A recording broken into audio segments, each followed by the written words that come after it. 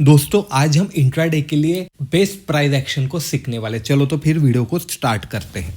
दोस्तों मार्केट में हमें जोन आइडेंटिफाई करते हुए आना चाहिए। यहाँ पे निफ्टी 50 का 15 मिनट का चार्ट पैटर्न लगाया हुआ है।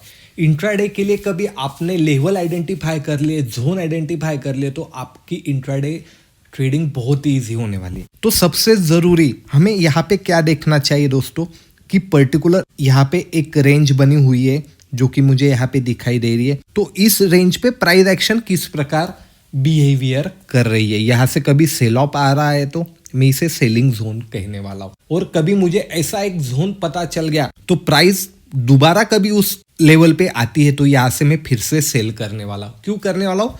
क्योंकि प्रीवियस टाइम पे यहाँ से सेल ऑफ हो चुका है, तो मेरे छोटे से स्टॉप लॉस से मैं यहाँ पे एक रिस्क ले सकता हूँ, जिससे कि मुझे रिस्क टू रिवॉर्ड यहाँ पे बेहतरीन तरीके से मिल सके। उसी प्रकार कभी मुझे यहाँ पे बाइंग जोन मिलता हुआ दिखाई दे रहा है। दोस्तों बाइंग जोन हम किसे कह सकते हैं कि प्राइस नीचे आ गई और यहाँ से बाइंग हैपनिंग हुई, तो फिर से कभी प्राइस उसी जोन में आती है तो मैं यहाँ पे बाइंग कर सकता हूँ। सिंपल है, पर मैं आपको चार्ट पे दिखाऊंगा तो रिस्क टू रिवॉर्ड देख के आप खुद भी चकित होने वाले। तो हम इसे चार्ट पे देख लेते कि जैसे कि जब मैं वीडियो रिकॉर्ड कर रहा हूँ जब का एक करंट चार्ट है दोस्तों। तो क्या हुआ, मार्केट पिछले टाइम पे यहाँ पे क्लोज हुआ, गैप अप ओपन हुआ। अभी भी जब भी नए जोन में मार्केट खुलता है तो हमें कभी भी जल्दबाजी नहीं करनी। हमें सबसे पहले सेलर और बायर का जोन आइडेंटिफाई करना है। जैसे कि मुझे दिखाई दे रहा है दोस्तों कि प्राइस ऊपर गई और यहाँ से एक सेल ऑफ आ गया, तो ऊपर की रेंज को मैं यहाँ पे क्या करने वाला हूँ, सेलिंग का जोन आइडेंटिफाई करने वाला हूँ। और जिस प्रकार प्राइस नीचे आई तो यहाँ से बाउंस बैक लिया, तो अभी इसे क्या कहने वाला हूँ मैं, एक बाइंग का जोन इसे मैं यहाँ पे कहने वाला हूँ। क्यों कहने वाला हूँ मैं आपको ये बताता हूँ। तो अभी यहाँ से गैप अप ओपन होने के बाद नए जोन में जब भी मार्केट खुलता है तो हमें वेट करना है प्राइस एक्शन का। ऊपर गई, यहाँ से सेल ऑफ आया, नीचे आया, यहाँ से बाइंग आई, बराबर है। ऊपर से सेलिंग और नीचे से बाइंग आई, तो ये दिन निकल गया है मेरा, कोई दिक्कत नहीं। उस दिन मुझे कोई भी ट्रेड नहीं मिला, कोई दिक्कत नहीं, पर मुझे जोन आइडेंटिफाई हो गया गैप अप खुलने के बाद। तो अभी मुझे पता है कि कहाँ पे सेलर एक्टिवेट है, कहाँ पे बायर एक्टिवेट है। अभी अगले दिन जब प्राइस सेलर के जोन में खुली ऊपर की साइड में, तो मैं यहाँ से सेल कर सकता हूँ। क्यों कर सकता हूँ? क्योंकि प्रीवियस टाइम पे यहाँ से सेलर ने जो सेल किया था तो यहाँ से एक बढ़िया प्रॉफिट उसे देखने को मिला था। तो जिन्होंने भी यहाँ पे सेल किया था तो वो फिर से प्राइस उसी प्राइस पॉइंट पे उन्हें दिखाई देगी, तो वो वहां से सेल जरूर करने वाले हैं दोस्तों।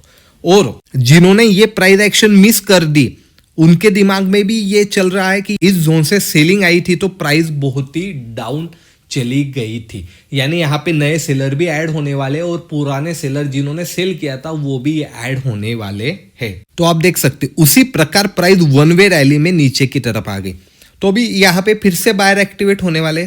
क्यों? सेम साइकोलॉजी है। जो प्रीवियस टाइम पे यहाँ पे बायर एक्टिवेट थे दोस्तों, तो उनको उस दिन तो बढ़िया रिवॉर्ड मिला।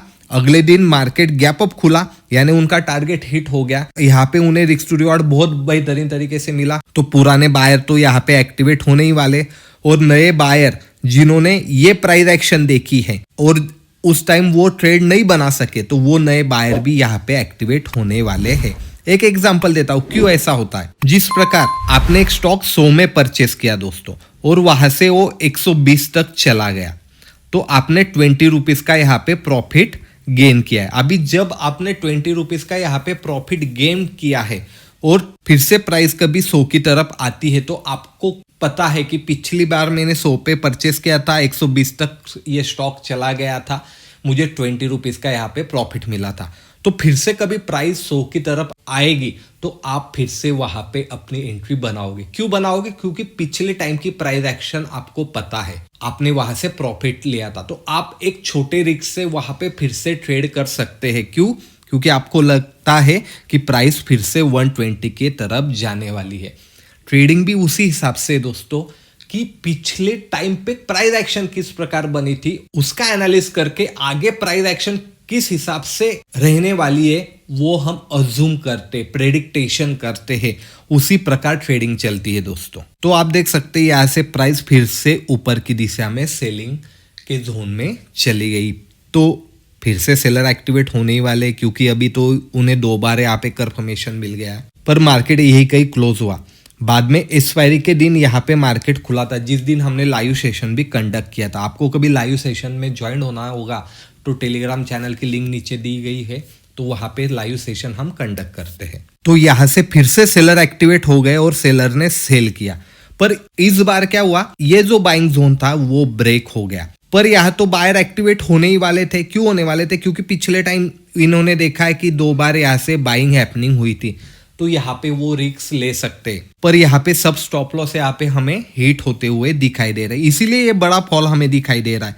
क्योंकि सेलर तो यहाँ पे थे, पर जो बायर एक्टिवेट हुए थे उनके भी स्टॉप लॉस हिट हुए, तो प्राइस नीचे की तरफ आ गई। अभी नीचे की तरफ कहां तक आई? जहां तक पिछले टाइम पे मार्केट क्लोज हुआ था वहां तक की प्राइस हमें आती हुई दिखाई दे रही है। अभी यहां तक क्यों आई? क्योंकि यहाँ पे कहीं ना कहीं एक बुल रैली थी और बायर एक्टिवेट थे, तो फिर से बायर यहाँ पे हमें एक्टिवेट होते हुए दिखाई दे रहे, यानी नए जोन में बायर एक्टिवेट हुए। अभी अगले दिन जब भी प्राइस खुली तो प्राइस ऊपर की साइड में गई। कहां तक गई? तो आपने कभी ये देखा दोस्तों, इस लेवल को कभी थोड़ा सा एक्सटेंड किया तो आपको यहाँ पे दिखाई देगा कि जिस जोन पे बायर एक्टिवेट थे ना, उस जोन तक प्राइस गई। पर अभी यहाँ पे बायर एक्टिवेट हो गए या सेलर एक्टिवेट हो गए, ये हमें किस प्रकार पता चलेगा? एक बात हमेशा ध्यान में रखिएगा, जिस प्रकार हमने ये सेलिंग का जोन यहाँ पे ड्रॉ किया था, कभी भी सेलिंग के जोन को ब्रेक कर देता है तो यहाँ पे बायर एक्टिवेट होते हैं, अपोजिट ट्रेडर यहाँ पे एक्टिवेट होते हैं। क्यों होते? क्योंकि जो बड़ा जोन था सेलर का तो उसे ब्रेक कर दिया। बड़े जोन को कभी ब्रेक कर दिया तो यहाँ पे फिर से सेलर एक्टिवेट नहीं होंगे, सेलर नए प्राइस एक्शन का वेट करेंगे। उसी प्रकार बाइंग जोन कभी ब्रेक हो जाता है तो इस लेवल पे अभी बायर एक्टिवेट नहीं होने वाले, यहाँ पे सेलर एक्टिवेट होने वाले हैं।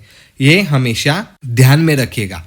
पर अभी इस प्राइस पॉइंट पे क्या होने वाला है, बायर या सेलर? तो दोस्तों यहाँ पे प्राइस रुक गई है। अभी अगले ट्रेडिंग सेशन में बायर ने कभी डोमिनेट किया और प्राइस ऊपर की दिशा में लेके गए और इस जोन के ऊपर कभी प्राइस क्लोज हो गई तो यहाँ पे फिर से बायर एक्टिवेट हो गए, क्योंकि इसके ऊपर का जोन बायर का है। और कहीं यहाँ से ही नीचे आ गई तो सेलर यहाँ पे डोमिनेट करके प्राइस को फिर से नीचे की दिशा में लेके जाने वाले।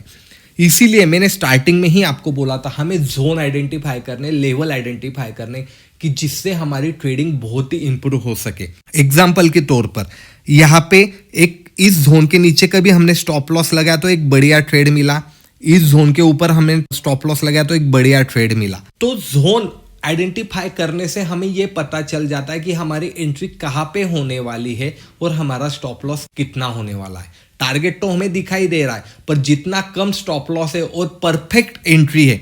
कभी आपने यहाँ पे बीच में एंट्री की तो यहाँ से रिस्क टू रिवॉर्ड अपने फेवर में नहीं रहने वाला, पर कभी आपने यहाँ पे ही एंट्री की तो इतना ही स्टॉप लॉस से इतना बड़ा टारगेट हम ले सकते। इसीलिए जोन को आइडेंटिफाई करना है। जोन को आइडेंटिफाई करने के बाद वहां पे बायर एक्टिवेट है क्या, सेलर एक्टिवेट है, वो हमें देखना जरूरी है। दोस्तों बहुत डिटेल कंसेप्ट है, कभी आपको इसको और डिटेल से जानना होगा तो नेक्स्ट पार्ट करके कमेंट जरूर कीजिएगा, तो हम इसका नेक्स्ट पार्ट जरूर लाएंगे। वीडियो कभी अच्छा लगता होगा तो लाइक शेयर कमेंट जरूर कीजिएगा। लाइव सेशन को कभी ज्वाइन होना होगा, टेलीग्राम को ज्वाइन होगा दोस्तों। मैं मिलूंगा आपको अगले वीडियो में। धन्यवाद।